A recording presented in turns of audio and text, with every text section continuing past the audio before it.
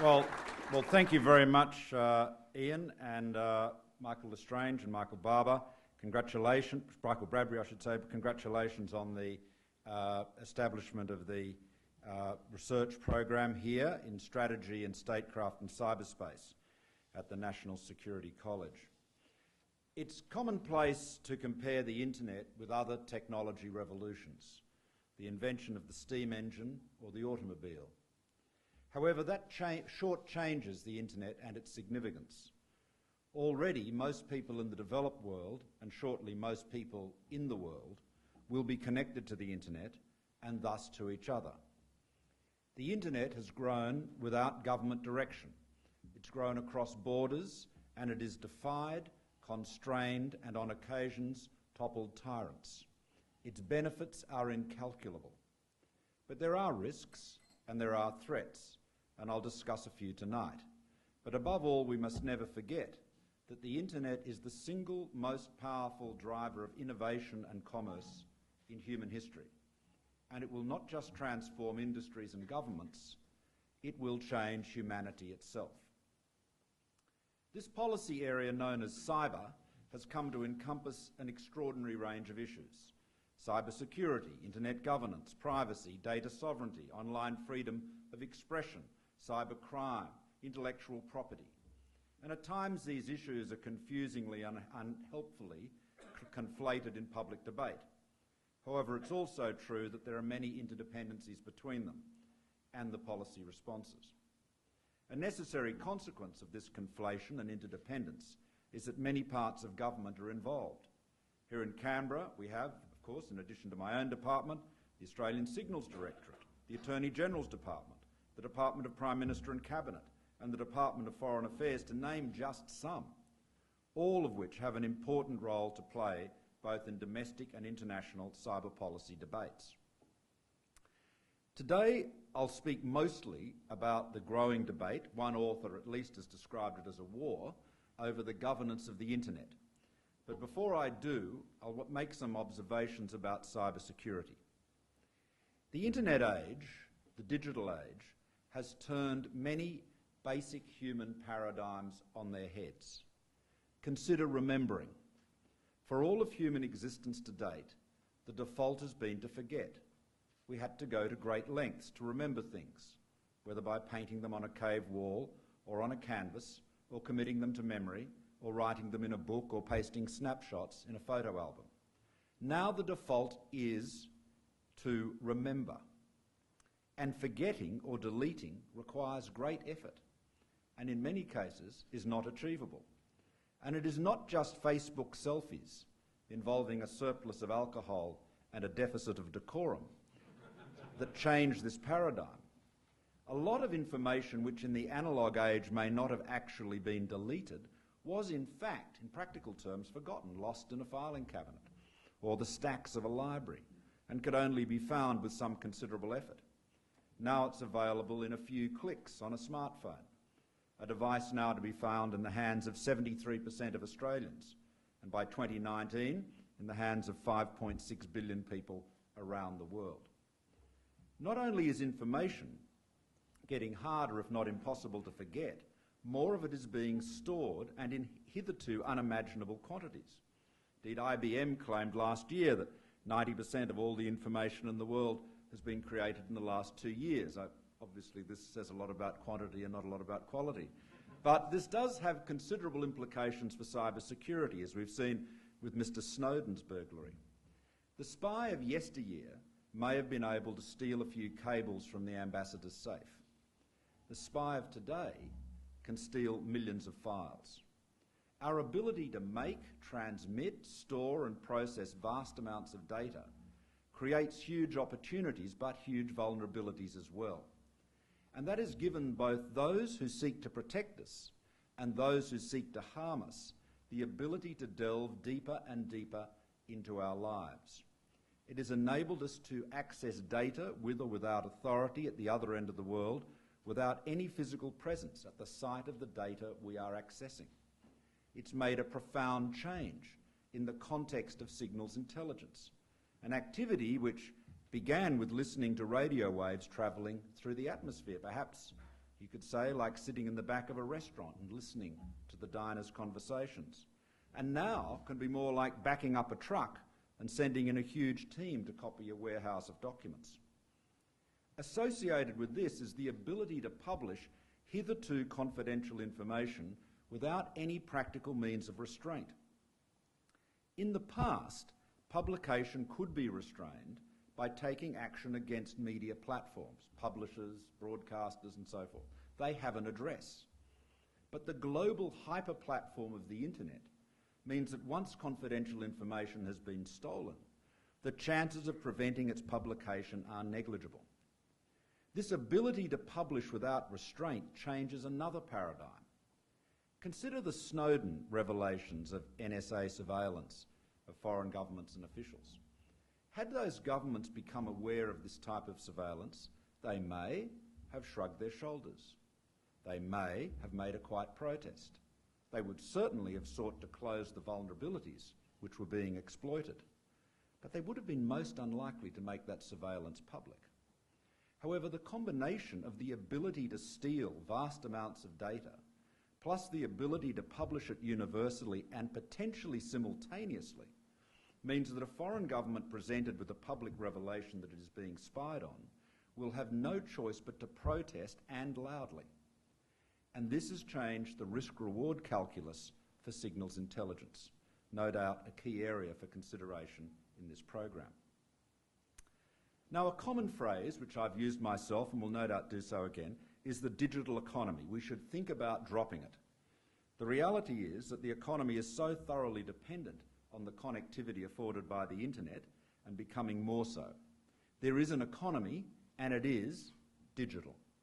You see it in the statistics. In 2012, there were 8.7 billion connected objects globally. By 2020, there will be 50 billion. Cyberspace is often described as a domain, like land, air, sea or space, but it is unlike all of them. Because not only is it entirely man-made, it has been built, is operated and owned almost entirely by the private sector, and is in large measure beyond the control of any government whose jurisdictions are limited by geography. Bodies like ICANN that settle the standards and protocols and manage the critical domain name system are not agencies of governments, but essentially confederations of interested and like-minded parties, which have grown up organically through the technical community of the internet and are described with the unwieldy term of a multi-stakeholder system. Now, cyberspace is a place where states and other actors in the private sector compete and assert power as they pursue their own national strategic, security and economic interests. And that means that there are enormous political pressures at play around the governance of the online world. Because the internet began in the United States, and because ICANN has a foundation agreement to administer the domain name system with the United States Department of Commerce, there has been growing criticism of what is seen as the US-centric nature of the internet.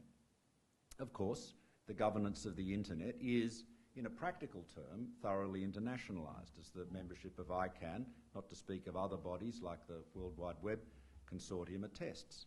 But the model is under attack. A range of governments are now calling for the governance of the internet to be placed under formal management by governance, through the United Nations, for example. Their motives differ.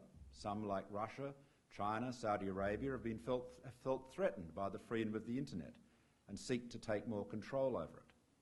Others simply resent the historic role of the United States and no doubt imagine if the internet was not governed by a California corporation, the innovation of Silicon Valley would find its way to their country as well. Now, that's dangerous ground. Once states start competing for a greater voice, greater control, we are absolutely kidding ourselves if we imagine only those with benign objects will eventually get it. Maintaining an open, global cyberspace system not dominated by governments is one of the key strategic issues of our time, and it is a goal the Australian government is committed to pursuing. There are, I suppose, two competing visions for the governance of the internet. One is the one we promote and support, a globally connected and open system subject to multi-stakeholder governance where states participate but do not dominate, the status quo. The other seeks to put the state at the forefront, upholding the concept of state sovereignty in cyberspace. Now, where such an approach would end is a very good topic for speculation by this program. But it could lead towards a balkanised internet, where each country runs its own domain name system root and effectively creates its own national intranet or walled garden.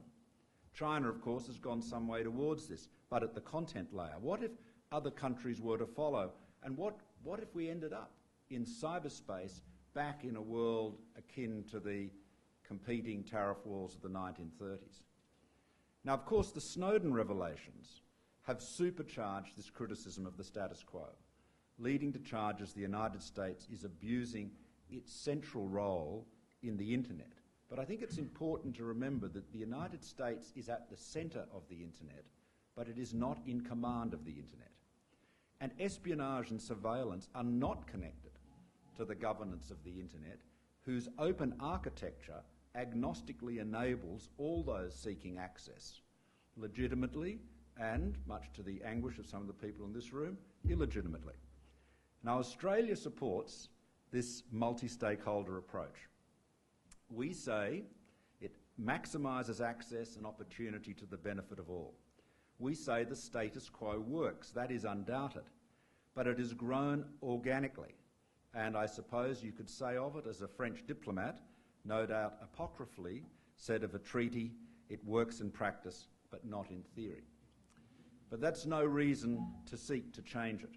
And the big question is, what do you change it to? I think one of the most promising aspects about the current debate is that there are so many commissions, so many inquiries, so many conferences going on, competing conferences going on, that the high probability is that nothing will happen at all. So that is one thing to be welcomed, although not by the officials and academics who have to try to keep up with it all. Now, there are some very significant issues to manage in the cybersphere, which I know the NSC is considering here. Systemic vulnerabilities in the infrastructure of globalisation and military power. Consider the we've read a lot over the years about the asymmetry on the battlefield. What the individual actor, the soldier, the single soldier, or it doesn't even have to be a soldier, the single individual on the battlefield can do with an RPG, with an IED, how they can destroy aeroplanes, tanks, take on all of the equipment and material of a 21st century army. Well, the same is even more so in cyberspace. It is the hacktivist is perhaps not at the same level as a state-sponsored agency, but certainly is much more competitive, much more competitive. It is essentially, that is part of the attraction of the internet, but it's democratic, but that also poses real challenges. There is inevitably friction between private sector players, Google, Facebook, for example, who manage the internet, and the public sector players, governments, who are supposed to defend them. We have tensions. You'll see the debate that's been going on recently about protecting children online, and some criticism of our policy of establishing a Children's E-Safety Commissioner by some of the big over-the-top companies. There's clearly a mismatch between the pace of policy formation and the pace of technological change. And I've talked about this elsewhere, but our media laws are all set in the past. They're all set regulating a series of platforms that were exclusive and immutable and are now being completely trumped by the hyper-platform of the internet. But in looking at all of those problems, real though they are, we've got to avoid seeing the internet as a problem. The internet is, as I said, the most profound technological change in human history. The idea that most of the world's population in our lifetimes will be connected to the internet, connected to each other, is extraordinary. And the fact that this is developed not as the British Empire was acquired in an absence of mind, but largely in an absence of government, is really remarkable. And, you know, Richard Haas was here from the President of the Council on Foreign Relations in the United States last week, and he made the point that he thought this debate about the governance of the internet was arguably the most significant strategic debate at the present time. You know, more important than the Middle East or whatever the crisis of the moment may be. It is it's a very, if we are not attentive and not focused, we are at risk of this extraordinary creation of the internet being put under threat. Now, let me say a little bit about trust. I think there's no doubt that trust in cyberspace has been diminished. Many citizens have lost faith in the activities of their governments, and in some cases are beginning to question the privacy and data use policies of the large online platforms. But I would say this too, and this is one of the ways in which the internet is changing humanity. Our attitudes to privacy are profoundly different. Perhaps not all of us, as he said, gesturing to people of roughly the same age, but the digital natives have a profoundly different attitude to privacy. And if I can give you an example, at the time when the Snowden revelations first burst onto the scene, when PRISM became, you know, a household word, I held a politics in the pub meeting in the Imperial Hotel in Paddington to talk about cybersecurity, and I had one of the experts from ASPI there, and John Garneau, you know, lately from Beijing, was also there. This is, you know, a forum. That's the sort of thing you do if you're a member of Parliament. And there are about 250 people there, overwhelmingly Gen Y or younger. The anxieties about privacy were so muted. Speaker after speaker said, look, I know Google reads all my emails and sends me ads based on what I've got in my emails, but I think it's a fair deal. I don't think they'll get much out of my emails, honestly, and I get a great email service for free, so that's a fair trade. Very concerns about privacy, which my generation would have found extremely disturbing, had very different attitude. And this is where I say I think the internet is changing humanity, changing our basic approaches, our attitude to information, to privacy, to connectedness, to space. Now, the research program, therefore, here at the Security College is timed to make a very significant contribution to these policy debates. There is a lot going on, as I said, and I think that the clarity of vision that Michael and their colleagues and the collaboration that's been established here is going to make a very important contribution. It also will make a very important contribution in informing the Australian community and indeed the Australian public, the Australian government. We've also got to be, I think, realistic about, and we talk about this, the worst case scenarios. We tend to play that up a little bit. You know, what about the role of cyber tools and techniques in conflict? What about terrorist use of the internet? Peter Singer pointed out recently that squirrels have taken down the power grid more times than the 0 times that hackers have.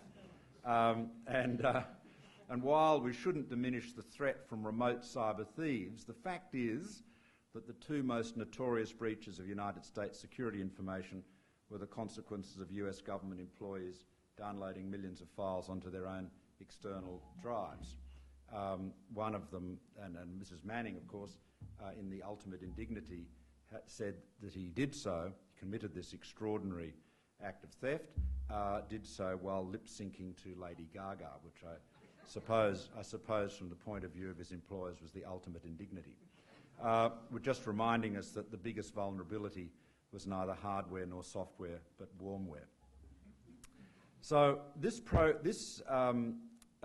program, which I'm launching today, Strategy in Statecraft and Cyberspace, brings together, as you've heard, research centres from 5 universities in Australia, the UK and the US, the National Security College here at the ANU, the Centre for Research in Complex Systems at Charles Sturt, the Centre for Applied Cybersecurity Research at Indiana University, the Strategy and Security Institute at the University of Exeter, and the Institute on Global Conflict and Cooperation at the University of California. I think this will succeed in better understanding cyberspace as a domain and create an integrated conceptual, analytical and computational modelling framework to explore the new frontier. It's exactly the research program we need and has come exactly when we need it. So understanding cyberspace and all its wonderful complexity is critical to harnessing its benefits and managing its threats. We tend to take the internet for granted, which I think tends to create the risk that we can be complacent about real fears and over-anxious or perhaps exaggerate fears that are perhaps not so justified. So I think this is a wonderful exercise, Vice-Chancellor, and Michael Lestrange. I'm delighted to launch it, and I look forward to reading and viewing and listening to your output. So thank you very much. Congratulations.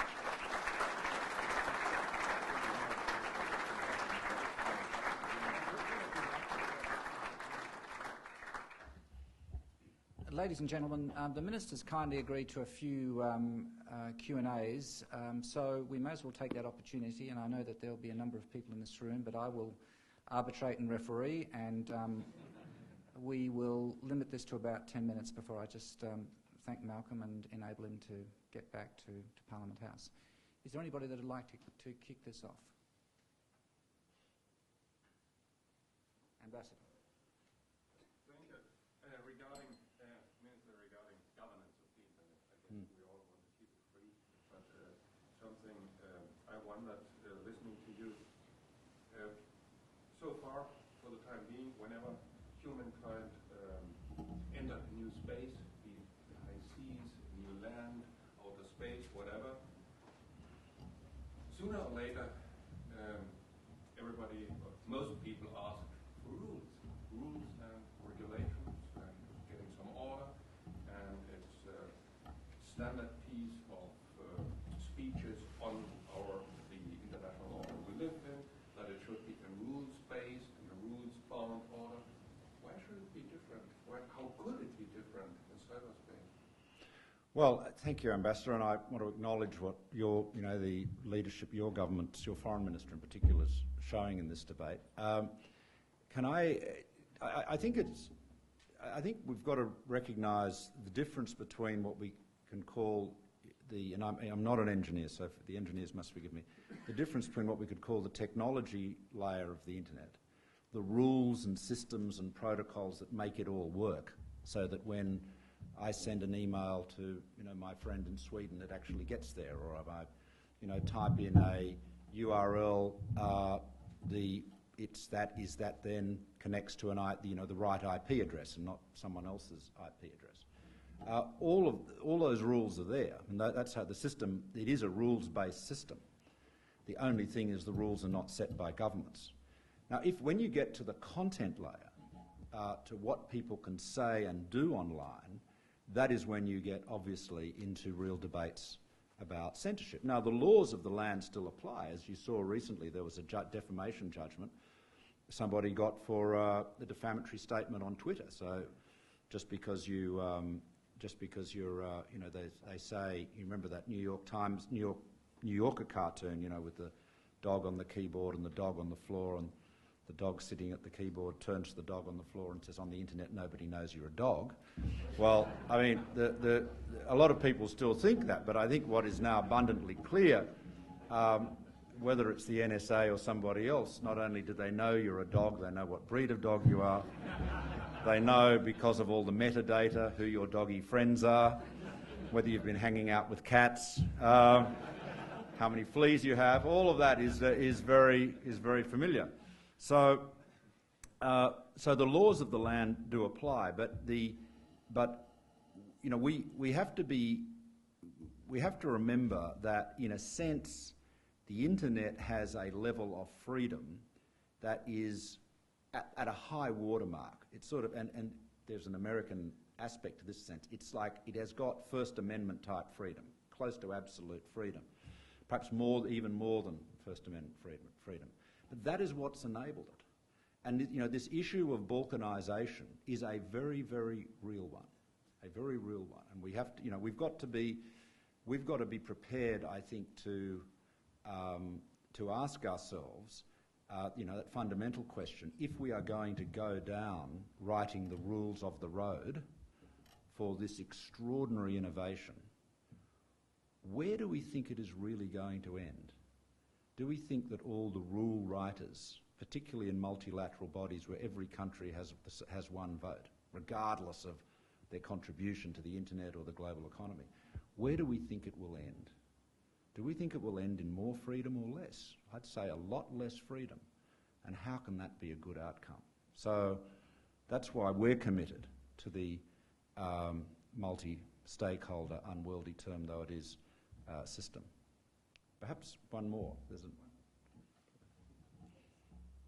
I'm just wondering, I agree with you about the warmware bit, and so in that regard, rather than trying to control the tool, is it, if we're trying to modify people's use of the tool, should we be focused on the people rather than the tool itself? And perhaps as part of the studies is looking at behavioural science and how you modify people's behaviour so that they want to do the right thing when they use this tool. Well, I think there's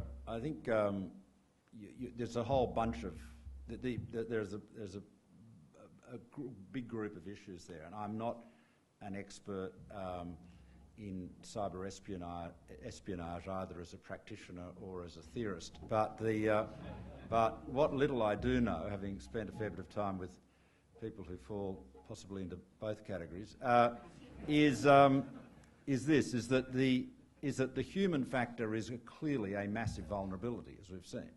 And I think anyone with any chief executive of any business or department or agency must make it their business to really understand how their network works and understand the vulnerabilities. Do you know what the privileges are that your systems administrator has? Do you know who he or she is? Do you know what they're paid? Do you know what their background is? Is anybody checking them? There are a whole lot of questions that could have usefully been asked in respect of Mr. Snowden, clearly weren't. And that's the NSA. So I think that those are very big issues. Having said that, there are well-protected, well-managed systems that have vulnerabilities which can be exploited. And so, great attention has to be paid to them. It's not just even if all of your people were doing the right thing, you would reduce your risk materially, but there would still be potentially vulnerabilities. So it's not, but again, the benefits of the internet so far outweigh any of that. I mean, any government, I personally, and this is one of the factors that a lot of governments that seek to restrain the internet to bear in mind, is that the one thing that we know is that throughout the history of the internet, which is not that long, but really in commercial terms, less than 20 years really, or about 20 years, you've got every time an application has come along or a development has come along that has given people more choice and more freedom, it has won. The walled gardens of CompuServe and AOL were trumped by the open internet. It's human nature. I mean, look what's happening to the subscription television business. People are saying, I don't want to pay $100 a month for that package from my cable company. I want to, because I can do it now over the top, I want to be able to buy that movie and watch that game and do this and do that. Choice and freedom is so innate. That's the one part. That's the part, if you like, in the core DNA of humanity that the internet is enabling. But it's important to understand it. And and I think the reality is that it's. I think Eric Schmidt said words to the effect of the internet is one of the first things that mankind has built that he's yet to understand, or words to that effect. And I think that is true. I think the technological creation is way ahead of our understanding of it, not least because the technology, and we talk about technology engineering, and we have debates about IP version 4 and IP version 6, and all of those interesting issues. But the thing that is most special and most remarkable and most unpredictable is not actually the technology at the sense in the terms of moving or propagating signals from one end of the world to the other, but the imagination, the technological imagination that goes with it. And that's what I find the most exciting thing about the internet, the way that it is creating this gigantic platform, not simply for so many people to be connected, but for so many people to share their imagination and to bounce off each other. It is that the dynamism of the internet is the most exciting thing. And we really, when we say, with great respect to the Ambassador, when we say there should be rules, two questions: whose rules, where does it end, and what is the price we're going to pay for them? So on that note, thank you all very much, and I should go back to the house on the hill. See you.